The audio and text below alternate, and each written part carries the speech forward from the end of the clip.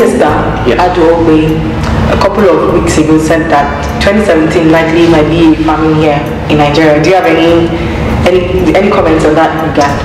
I think there's going to be scarcity of grains in the country. Grains, okay. Yeah, I think the incidents that happened this year, climate change, excessive heat, and then the pest we had in the northern part of the country has really taken a heavy blow on the production of grain. What inspired you to start Farmcrowdy? The last quarter of last year, I got to an event, an ICT conference, where I was hearing a couple of ideas come up from people that had done stuff in China and across the world. And the idea came to me around doing something related to agriculture and tech, but I just kept it aside. That was where the first seed was planted. Then a few weeks later, a friend of mine who's into cassava farming was trying to expand his operations, more like sustain what he had in place at that time.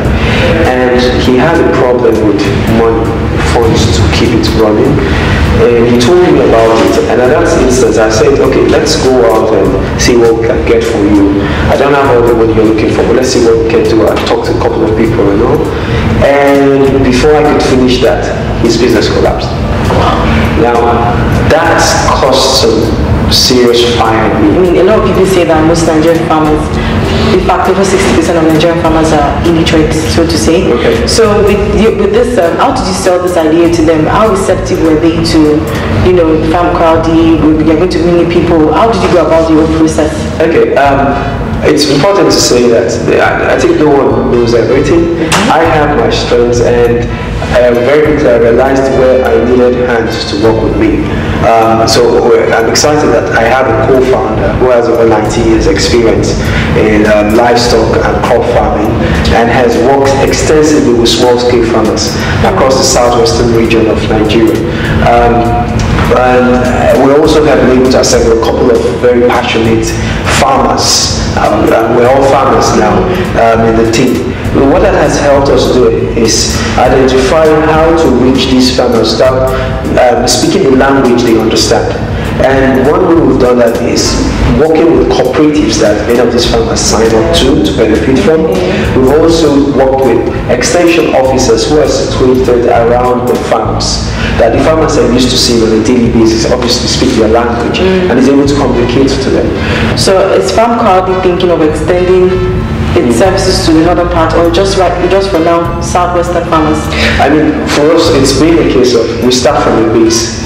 We intend going across the entire country. We intend having our footprint in the 6 geopolitical zones eventually. How do farm sponsors or partners, how they come on board? Is it sort of guarantee on their investments, and is it sort of collateral that you request from them?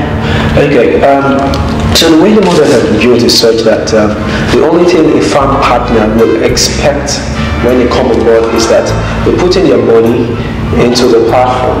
They understand the farmer that they're working with, and they get pictures, videos, and updates from the farmer, right? Until harvest. When harvest is sold, they expect a healthy profit at harvest, in addition to their principal investment. But this your recent initiative, are you trying to send a message across to youth that, okay, you can farm and be cool, you don't have to get dirty? Most especially, do you think agriculture can save Nigeria's economy? Okay, maybe I start with the last question. Yes, economy. I think agriculture. so. I hear people say agriculture is the new oil. I don't really buy the same take. I think agriculture is essential for the life of any nation. It's not all. It's something, if you do not do it, there are nations in this earth today that don't have oil, and they are still thriving, they are still rich. But I do not think any one of them will tell you they don't have 1 or 2 ways where they function in the agriculture sector to sustain themselves. So I think people should start looking at it as something essential Like it's something that we have. I think what the conversation should change from, let's have some level of focus on agriculture as something that will drive the country forward. There's a huge potential for Nigeria in this sector, and I think it's from that I'm passing on the message to the youth with Farmcrowdy. Not necessarily saying you won't get your hands dirty. It's a tool, it's a gateway to let people actually see the opportunity in agriculture and eventually get into it. On a final note, are you all thinking of creating an app very soon? Like, yes, we are. Because that would be very easy. Yes. The traffic we have on Farmcrowdy, more of it comes from mobile devices. Okay. So when we say this, I already know this from my work in the technology space that mobile is key. Yes. Early next year, before the middle of the year, our app will be ready, so you can have a seamless experience.